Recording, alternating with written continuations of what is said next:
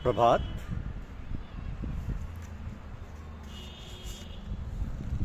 परम पूज्य राणा जी साहब पूज्य बाबूजी के उत्तराधिकारी के रूप में।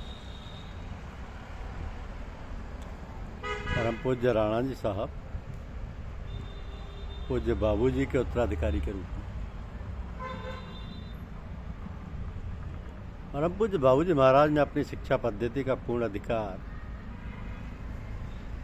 पूज्य साहब जी को अपने समय में ही सौंप दिया था, क्योंकि परम पूज्य साहब जी ने एक बार परम पूज्य बाबूजी महाराज से फरमाया कि चाहे जितना भी कष्ट हो आप हमें अध्यात्म विद्या के हर गुण सिखा दीजिए। जैसे कि एक मिस्त्री को मशीन के हर कल पुर्जे का ज्ञान होता है, इस पर परम पूज्य बाबूजी ने साहब जी से कहा कि यदि काम ऐसे ही चल जाए तो तकलीफ की क्या जरूरत है, और फरमाया कि तुम्हारे पास जो भी आएगा उसको वैसी ही तवज्जो मिल जाएगी जैसी उसको चाहिए और उसके काम बन जाएंगे। तो सबसे महत्वपूर्ण कार्य जो परम पूज्य बाबूजी महाराज ने आपको दिया था वो था घर घर जाकर राम नाम सिखाना। बजाय इसके कि आपके पास कोई इस विद्या को सीखने आए, आप घर घर जाकर इस विद्या का प्रचार व प्रसार करते आए। आज भी वही क्रम चल रहा है।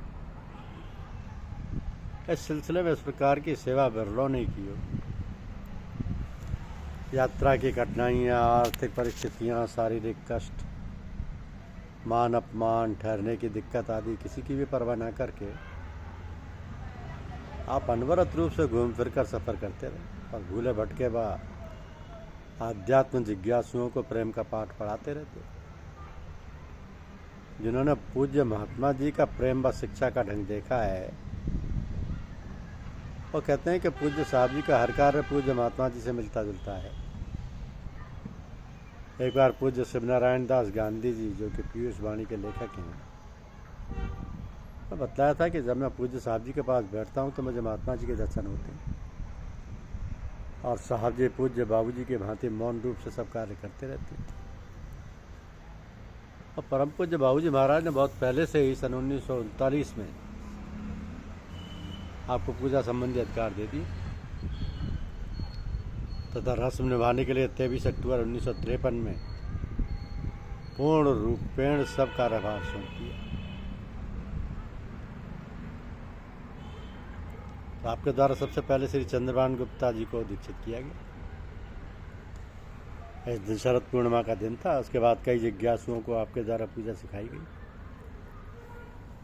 अक्षर बाबूजी महाराज आपसे ही भाइयों को पूजा सिखवाते। परम पूज्य बाबूजी महाराज का शरीर थक चुका था। एक दिन बोले कि अब हमसे काम नहीं होता और तुम हमारे ही रूप हो चुके हो, तथा दूसरे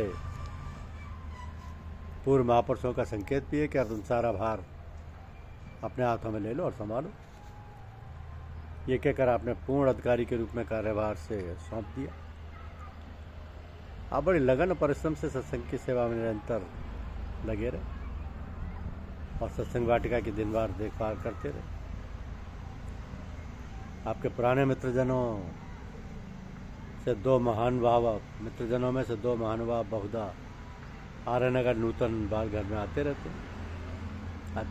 एक तो शुक्ला जी के परमठ कानपुर में रहते थे और दूसरे थे सीताराम सिंह जी दास, जो बाधा में रहते थे।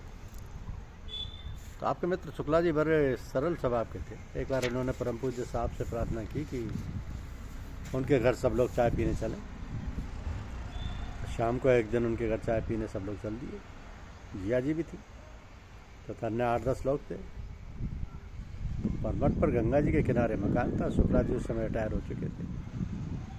उनके घर सब लोग चाय की पार्टी में पहुंच गए। सादा सा मकान था, चारपाई व स्टूल बैठने को पड़े थे। पुराने ज़माने की 1-2 कुर्सियाँ भी थीं, उन पर साहब जी व जिया जी को बैठा दिया गया। बाकी सब लोग चारपाई व स्टूल पर बैठ गए। चाय बनकर आ गई 10-12 लोगों के लिए। शायद कप 4-5 ही थे, इसलिए कुछ लोगों को कप में चाय दी गई। जो कप ठीक थे उनमें चाय साहब जी व जिया जी को दी गई। बाकी सब लोगों को चाय शीशे व स्टील की गिलास में दी गई। दूध के अनुसार चाय का रंग कुछ अधिक गाढ़ा था। बिस्कुट व दालमोट भी रखे गए। सबने चाय पी और बिस्कुट खाए। बातचीत भी चलती रही। तो साहब जी परिवार का हालचाल पूछते रहे। उनके एक पुत्री रानी नाम की थी, उसके विवाह की समस्या थी। साहब जी ने सांत्वना दी कि विवाह हो जाएगा। साहब बड़े प्रेम से चुस्कियों के साथ चाय पीकर समाप्त कर चुके थे। गर्मी बहुत थी, इसलिए सब लोग वापस चलने की सोच रहे थे। साहब जी विचार निमग्न बैठे थे। पर शुक्ला जी को बुकला कर कहा कि शुक्ला जी चाय बहुत बढ़िया बनी, एक कप और लाओ। शुक्ला जी भाव विह्वल हो गए, आंखों से अश्रुधारा बहने लगी। बाकी सब लोग समझ गए कि यह तो सुदामा के तंदुल हैं, तो भगवान मांग रहे हैं। एक कप चाय और आई। साहब जी ने बड़े प्रेम भाव से चाय का रसास्वादन किया, फिर घर आ गए। कुछ दिनों बाद उनकी पुत्री का विवाह बड़े धूमधाम से हो गया। आपके दूसरे मित्र थे सीताराम सिंह जी था, बड़े सीधे साधे सज्जन व्यक्ति। आपकी पत्नी उतनी तेज स्वभाव की थी।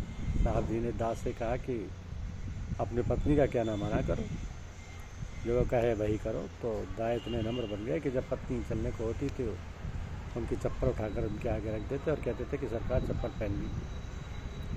उनकी पत्नी शरीर से भारी थी, इसलिए चलने में तकलीफ होती थी। साहब जी के अनन्य भक्तों में से रहे। साहब की ओर से उन्हें आचार्य पद भी प्राप्त। साहब जी के अन्य सत्संगियों से दाह का परिचय करवाते तो कहते थे कि ये हमारे मित्र हैं, ये हमारे मित्र हैं। आपका गुरु भाइयों में बाबा जगत नारायण जी, डॉक्टर रामस्वरूप जी, श्री शिव पूजन उपाध्याय, श्री वासुदेव वशिष्ठ जी, श्री ज्ञानचंद वशिष्ठ जी, श्री चंद्रभान गुप्ता जी, श्री सत्यनारायण खत्री जी आदि हैं। आप सभी गुरु भाइयों का पूर्ण आदर व सत्कार करते हैं, बहुत आदर सत्कार करते हैं।